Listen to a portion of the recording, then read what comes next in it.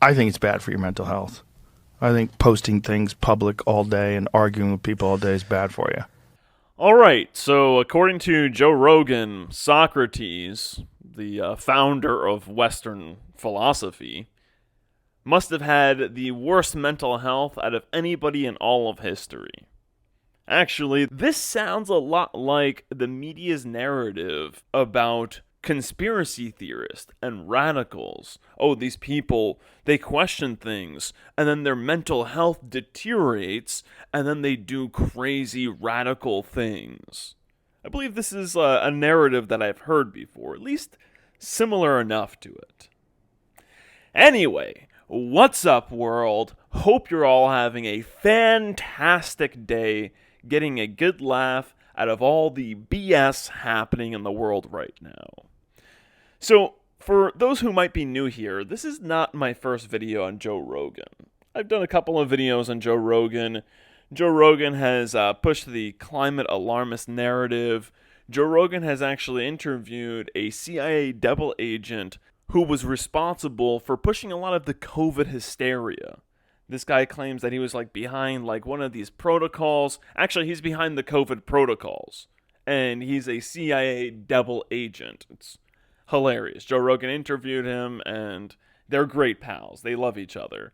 And of course, Joe Rogan has also platformed this, I forgot what he called himself, not an anthropologist, that has to do with human beings, but basically this guy who claims that he hunts down cryptics, I believe is the word that they used. And cryptics are these mythological creatures actually, I guess Bigfoot isn't mythological. I guess these urban legend creatures, even though that's even a misnomer. But whatever, these creatures, I think you guys understand what I mean, that are in the categories of Bigfoot, Loch Ness Monster, and the Chupacabra. Joe Rogan platformed this guy, and this guy was just super full of shit. This was a great video. I actually really liked this video of mine, even though it's probably a terrible video, but I liked it. I had a lot of fun making it. But anyway, in this video, we're going to be looking at what Joe Rogan had to say about this Elon Musk post. So you probably heard about it. Elon Musk and Trump, they're having their WWE divorce. It's staged in various ways. It's probably satisfying multiple agendas, but we're not going to get into that. I'm not going to get into any of that. I'm not going to get into what I think about that right now. It's, of course, though, all the world is a stage. And all of these things happen for a reason. Maybe Elon Musk is hoping that this will bring his stock back up and save his company a little bit of face in the public, win some public opinion back his way. Maybe it has other purposes, right? Or maybe it's perfectly natural. That's also a possibility. But I want to look at Rogan's reaction to it, which is obviously not a natural reaction. It's the reaction of a coward, of a soulless demon and a spineless coward. But anyway, let's see what Rogan has to say about this post. Let's look at his reaction. Is in the Epstein files. That's the real reason they have not been made public. Have a nice day. Jesus Christ. So his first thing is Jesus Christ. And I have to say this because he says Jesus Christ several times in this. I don't know if that's his thing. I don't watch Joe Rogan. Even this clip that I'm taking is from another website that just happened to post this clip. I don't watch this guy. I've known that he's a shill for a very long time. I made some videos about him. It's not like I came across those videos because I was watching them. I saw clips and I was like, all right, I got to see more of the bullshit that was said there. In this case, I don't really have to look further. But let's just go on. I just wanted to comment on that Jesus Christ statement. You're going to hear it again. Someone should take his phone away. They're going back and forth about different things. And yeah. Listen. So he says somebody should take his phone away. And he's saying this as if what Elon Musk is saying isn't true. As if what Elon Musk is saying is just wild and crazy. Now, I find this particularly interesting because I think that there was a law that was just passed. And it was a law about posting things about people, not just defamatory things, but I think it had to do with posting AI generated things about them, and how that's going to be considered a crime now for whatever reason. And instead of it being defamatory and being like a civil matter between those two parties, the state is now involved in that sort of thing. And the state's like, no, we're going to get involved in this. We're going to make this a crime. So it's interesting that Rogan's all like, we should take his phone away. Because it's almost like he's saying that by him posting this, it's almost like criminal. And this ties back, of course, to like, oh, that's bad for your mental health to question things, and you're doing extreme things. It's extreme to question things and to state your opinion. Yeah, they told him to leave. Jesus Christ, that's a crazy thing to say. So here we go again. That's just him saying Jesus Christ again. He says it several times.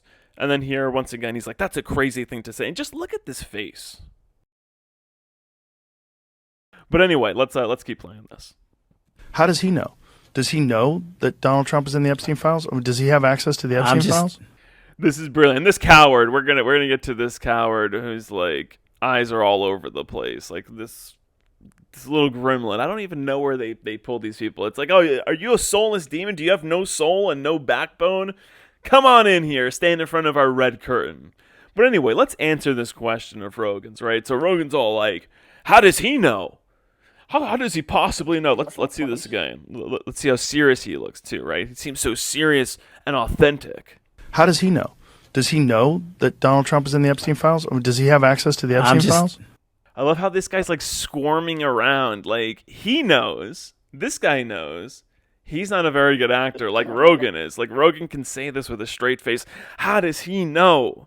Let's see how he might know, right? Let's see how everybody should know. I don't know why people. It's hilarious because it's like people have like this is how I can tell that they're all inauthentic, and I can tell that they're all reading from scripts because all of these people, all of these shills out there, all of these counterintelligent assets, all of these obvious assets for these alphabet agencies. All of these people out there who are like, oh yeah, Donald Trump and these people, they're going to release the Epstein files. They're going to do this. They're all serious about this. All these people, this is how I know that they're inauthentic, they're reading from a script, and that they're shills. And here is how I know. Because articles as far back, it goes further back. It goes actually to 2019. We're going to see an article that goes as far back as like a couple of weeks after Epstein was arrested. But here's one article. Here's one example. Who flew on Jeffrey Epstein's Lolita Express plane? Full list of people named. This was published December 1st, 2021. And who do we see on that list?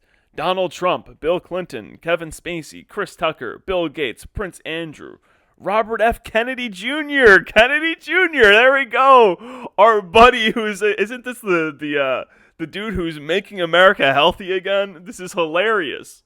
Huh. No wonder why they teamed up. Who else do we have? We got some guy, I guess he's plays the violin, some violinist. Former Senate Majority Leader George Mitchell. I'm sure that there's many others. Okay, so here's another article. This is November 30th, 2021. It's hilarious too, because if somebody had seen this article way back in December 1st, 2021, this is before Kennedy and Trump were partnered up, right? So if you saw this, you would have been like, when they did partner up, you would have been all like, oh, well, that's no surprise. But anyway, we got this other one. Jeffrey Epstein pilot recalls flying Trump, Bill Clinton, and Prince Andrew. We got this guy, Larry Vysotsky, who worked for the disgraced financier for nearly 30 years, testified about his experience during the sex trafficking trial of Ghislaine Maxwell. So this guy testified about this under oath, right? What else do we have here? We have Business Insider. Jeffrey Epstein had 14 phone numbers connected to Trump in his contacts. And this is the article that's weeks after he was arrested. This is July 10th, 2019. Jeffrey Epstein, the wealthy financier, charged this week. It was actually that week, the same week he was charged, not even a couple of weeks after. Included 14 phone numbers connected to Donald Trump in his black book of contacts. On Monday, Trump said he had a falling out with Epstein and hasn't spoken to him in years. In a 2002 New York Magazine profile of Epstein, Trump described Epstein as a terrific guy, adding I guess I forgot the I here, It is even said that he likes beautiful women as much as I do, and many of them are on the younger side. No doubt about it, Jeffrey enjoys his social life. This is what Trump said about him, right? So all of this is out there, has been out there from 2019. But yet you got Rogan saying this shit. How does he know? Does he know that Donald Trump is in the Epstein files? Or does he have access to the Epstein files? How does he know? And he says it. He says it like he's not privy to this information. Like he says, like that's not what his job entails. Like being privy to this sort of information. It's insane. I'm sure he knows about this, but he just acts dumb. He just acts dumb because he's a soulless, spineless shill. This guy here is also a soulless, spineless shill. Let's see his take. Let's see his reaction. Let's see what he has to say. This little gremlin of a human being.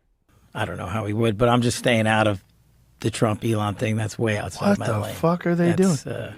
Oh yeah, that's outside of my lane. This dude is literally has the fucking life philosophy of just stay in your lane, man. Just stay in your lane. If there's genocides going on over there, if our rights are being deteriorated over there, if whatever's happening over there, there's like, closer and closer to World War III over there, all kinds of corruption over there. Just fucking ignore it all. Stay in your lane.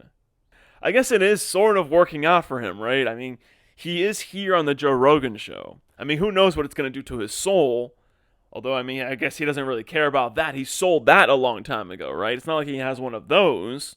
I understand he owns Twitter. I think it's bad for your mental health. I think posting things public all day and arguing with people all day is bad for you. Yeah, and that just brings us right back to the beginning. Rogan's just questioning things, arguing with people. Like, it's bad for your mental health, man. I mean, just don't do that. Just be a soulless demon like this guy.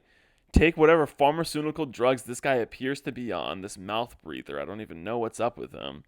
But there's a little bit more to this.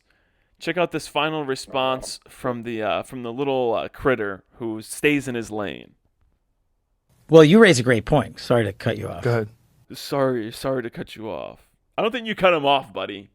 He wasn't saying anything. Basically, this guy then goes on, at least in the part of the clip that I saw, he then goes on to say something about how when you're posting online, you're engaging with trolls and all of that stuff. Just kind of just creating a straw man. It's like they're instead of engaging with the matter at hand, instead of engaging with it directly, they just kind of create all of these straw men.